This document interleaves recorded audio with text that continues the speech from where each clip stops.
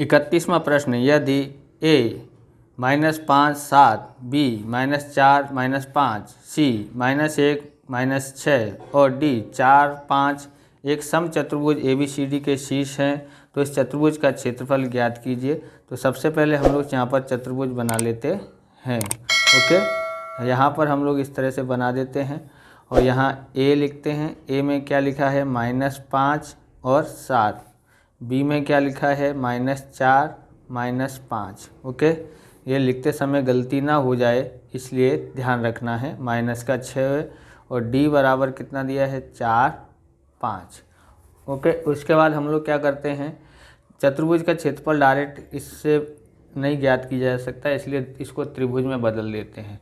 एक त्रिभुज हो गया ABCD, तो यहाँ पर त्रिभुज ABD में x1 कितना है, तो x1 है, पहला है -5 और x2 है, इसमें कितना है 7, तो यहाँ 7 -5 और -7 का हो गया। अब x2 लिखते हैं, तो x2 ये लिखना है -4 और y2 लिखना है -5। x3 और y3, x3 हो गया ये 4 और y3 हो गया 5। हम यहाँ पर सूत्र लगाते हैं, ABD का सूत्र लगाते हैं, बराबर इसका क्षेत्रफल निकालना है तो 1/2 मानंक का निशान, फिर यहाँ लिखते हैं x1 y2 y3 plus x1 हो गया x2 y3 y1 फिर x3 y1 y2, ये इसका सूत्र है। ओके, इसके अनुसार हमको ध्यान से लिखना है, नहीं तो गड़बड़ हो जाएगी। तो 1/2 यहाँ पर लिखते हैं। x1 कितना है, तो -5 है, y2 कितना है -5 और y3 कितना है 5 है, तो -5, माइनस का निशान ये वाला है, बराबर। अब x2 देखते हैं तो -4 है और फिर देखते हैं y3 कितना है 5, y1 है, ये y1 है। ओके, तो y1 कितना है 7।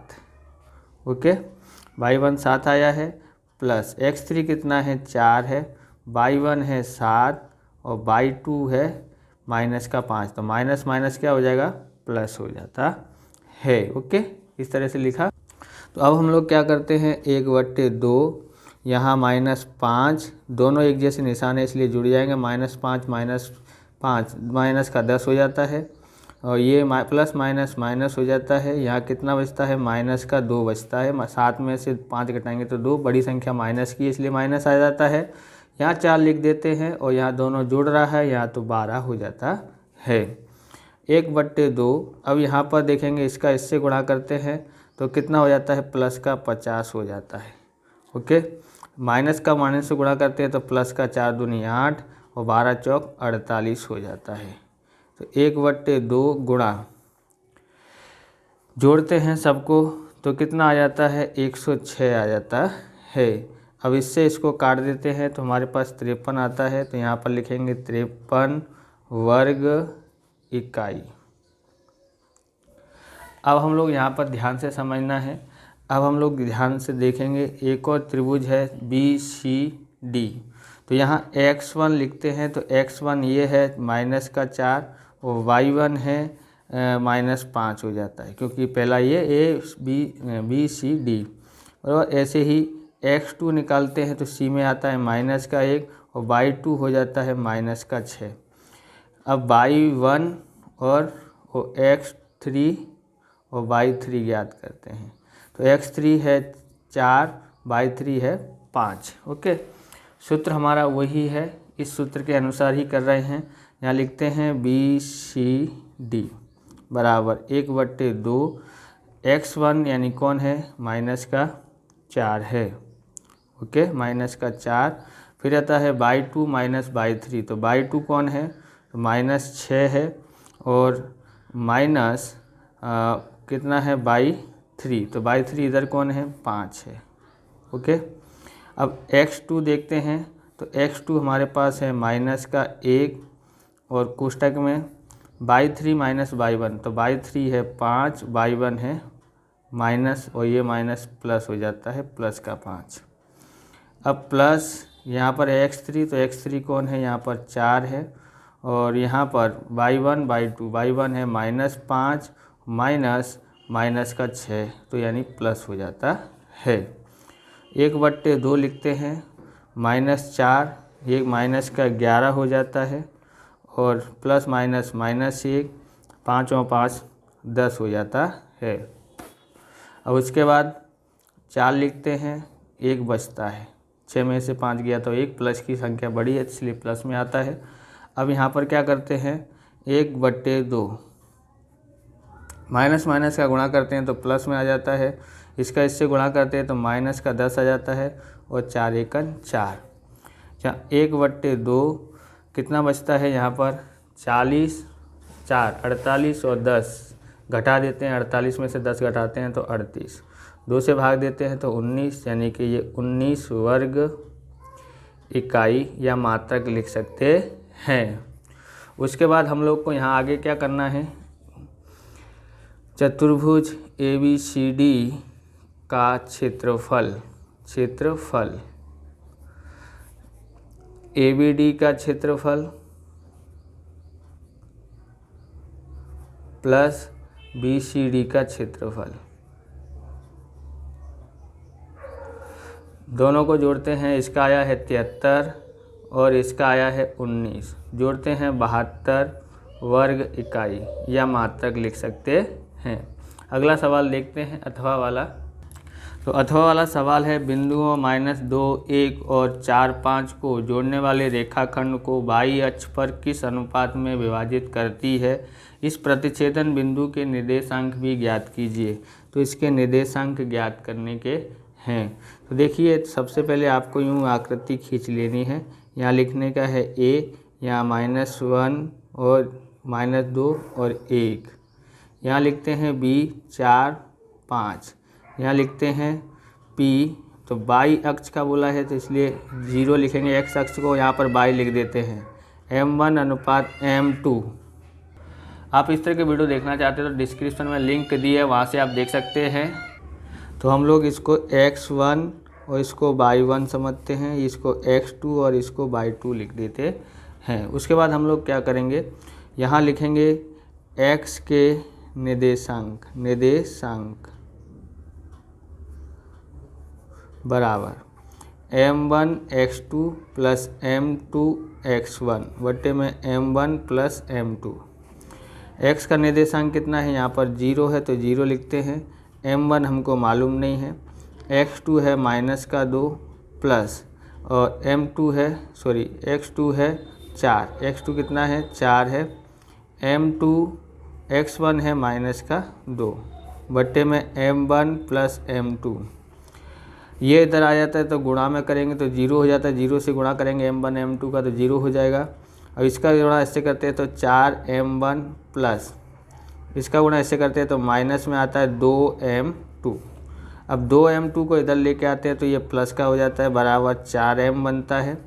अब यहाँ पर लिखते हैं 2, ये संख्या इधर आ जाती है, यहाँ m1 रह गया है, ये गुणा में है, उधर जाएगा भाग में, 2 एकन 2, 2 दूनी 4, m1 बट्टे में m2, यानी कि m1 अनुपात m2 बराबर कितना आया है 1:2, इसका आंसर आया है। अगला सवाल देखते हैं। तो आप इस तरह के वीडियो देखना चाहते हैं तो डिस्क्रिप्शन में लिंक दी है, वहाँ से आप देख सकते हैं। चैनल पर नए हैं, चैनल को सब्सक्राइब कर सकते हैं और हमको सपोर्ट कर सकते हैं। हिंदी मीडियम का एकमात्र चैनल है। आप कहाँ से देख रहे हैं ये कमेंट हमको अवश्य बताएं।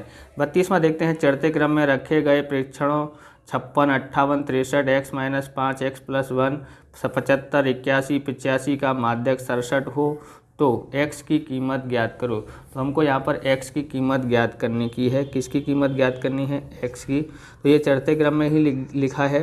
n बराबर 8 है, यानी 8 कैसी है? सम संख्या है। और सम संख्या का सूत्र होता है n/2 वां प्रेक्षण। आप अवलोकन या प्राप्तांक भी लिख सकते हैं। n/2 + 1 वां प्रेक्षण बट्टे में 2 लिखने का है। ये माध्यक हमको दिया है 67 दिया है, बराबर यहाँ 8/2 वहाँ प्रेक्षण प्लस 8/2 प्लस 1 वहाँ प्रेक्षण बट्टे में 2।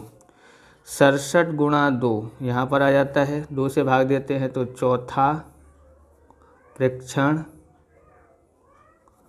प्लस 2 चौक 8 यानी 4 और 1 5, 5वां वहाँ प्रेक्षण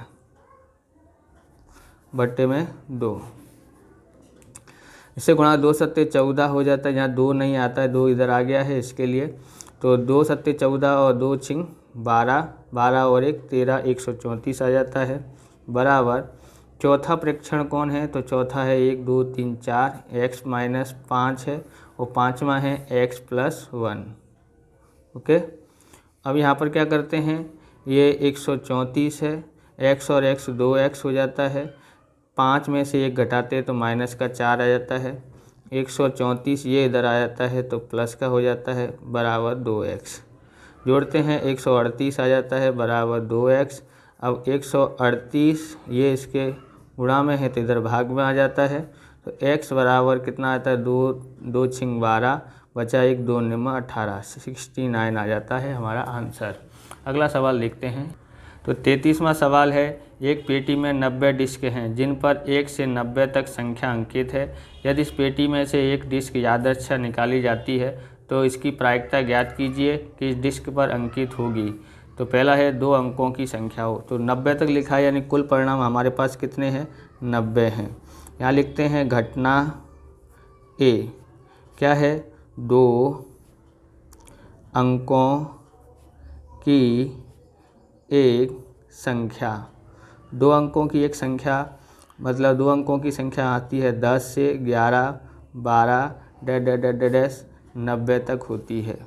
यानी घटना ए के परिणाम कितने हुए, घटना ए के परिणाम कितने होते हैं, तो देखो 1 से 9 तक संख्या एक अंक की है, उसको घटा दो, 90 में से 9 घटा दो तो 81 आ जाती है। यहाँ लिखते हैं पी ए बराबर घटना ए के परिणाम बट्टे में कुल परिणाम। घटना ए के परिणाम कितने हैं, तो 81 हैं बट्टे में 9, 90, कुल परिणाम 90 है, 9 निम्न 81, 9 धाई के 90। आगे देखते हैं दूसरा, घटना बी। यहाँ लिखते हैं एक वर्ग पूर्ण वर्ग संख्या। एक पूर्ण वर्ग संख्या क्या हो सकती है, एक पूर्ण वर्ग संख्या हो सकती है, यानी कि 1 का वर्ग 1, 2 का वर्ग 4, 3 का वर्ग 9, 4 का वर्ग 16, 5 का वर्ग 25, 6 का वर्ग 36, 7 का वर्ग 49, 8 का वर्ग 64, 9 का वर्ग 81। उससे 10 का करेंगे तो 100 होता है, 100 90 से ज़्यादा होता है। यहाँ लिखेंगे घटना बी के परिणाम, गिनोगे तो कितना हो जाता है, 9। यहाँ पी बी लिखते हैं, घटना बी के परिणाम बट्टे में कुल परिणाम। घटना बी के परिणाम है हमारे पास 9 बट्टे में 90, 9 1 9, 9 धाई के 90 काट देते हैं। अब लिखते हैं तीसरे में क्या है, घटना सी। तो घटना सी में क्या हेडिंग है, 5 से विभाज्य हो, 5 से विभाज्य एक संख्या। तो 5 से विभाज्य कौन सी होती है, तो 5 1 5, 5 2 10, 5 3 15, 5 4 20, 5 25, 5 6 30, 5 7 35, 5 8 40, 5 9 45, 5 ढाई के 50, 55 60 65 और 70 75 80 85 और 90। ओके, तो घटना सी के परिणाम कितने हैं, 18। तो आप क्या कर सकते हो, 5 से भाग दे सकते हो 90 में, तो 18 आ जाता है। यहाँ पर लिखते हैं PC घटना C के परिणाम बट्टे में कुल परिणाम। घटना C के परिणाम कितने हैं, तो घटना C के परिणाम है हमारे पास है 18 है, 18 बट्टे में 90, 18 एकन 18, 18 पंजे 90, 1/5 आ जाता है। अगला सवाल देखते हैं।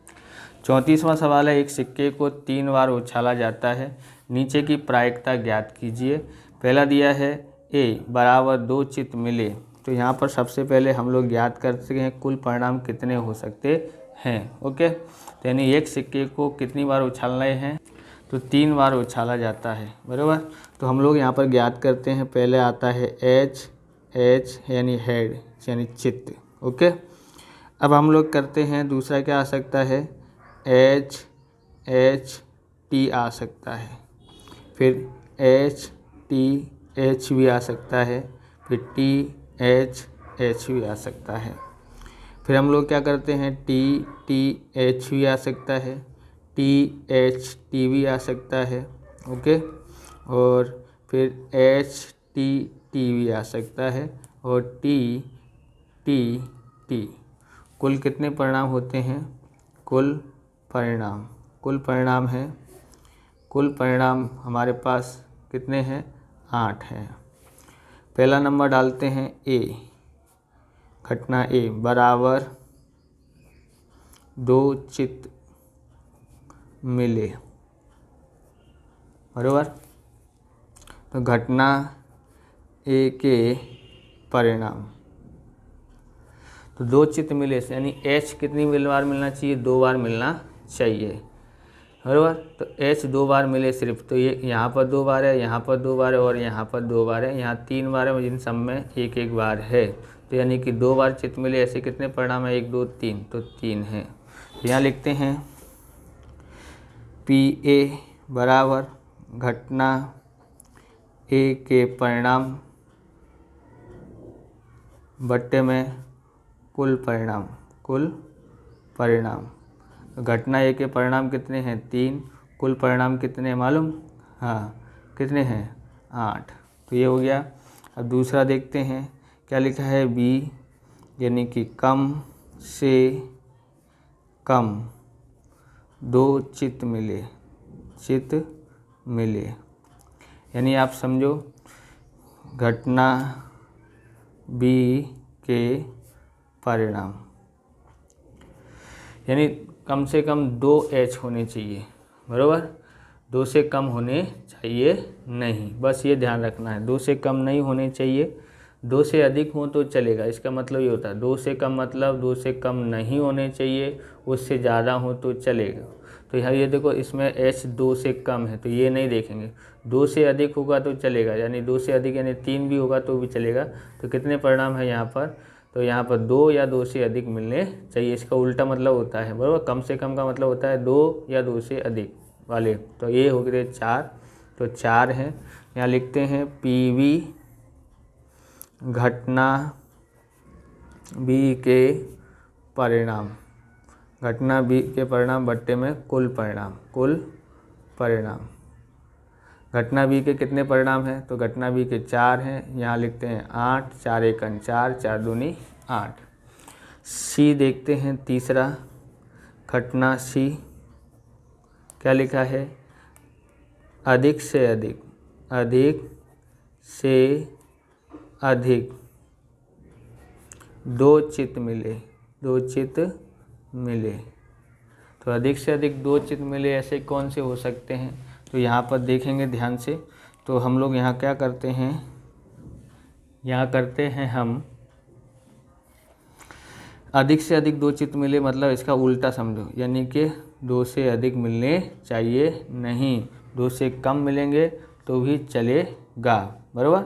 2 या 2 से 2 बराबर होने चाहिए, 2 मिले तो भी चलेगा, 2 से अधिक नहीं होने चाहिए, 2 से कम हो चलेंगे। तो ये सब 2 से 2 हैं और 2 से कम हैं, तो कितने हैं परिणाम, यानी इसको हटा दो, इसमें 2 से अधिक है ना, तो ये बस बाकी के सब आ जाते हैं, यानी कि घटना C के परिणाम बराबर कितने हैं 7। तो यहाँ लिखते हैं PC बराबर घटना C के परिणाम बट्टे में कुल परिणाम। घटना C के परिणाम कितने हैं 7 बट्टे में 8, यही हमारा आंसर हो जाता है। इस प्रकार से ये वीडियो पूरा होता है। अगर आपको हमारा वीडियो अच्छा लगे तो लाइक शेयर कमेंट करें, चैनल पर नए चैनल को सब्सक्राइब करें। मिलते हैं नेक्स्ट वीडियो में। जय हिंद, जय भारत, वंदे मातरम।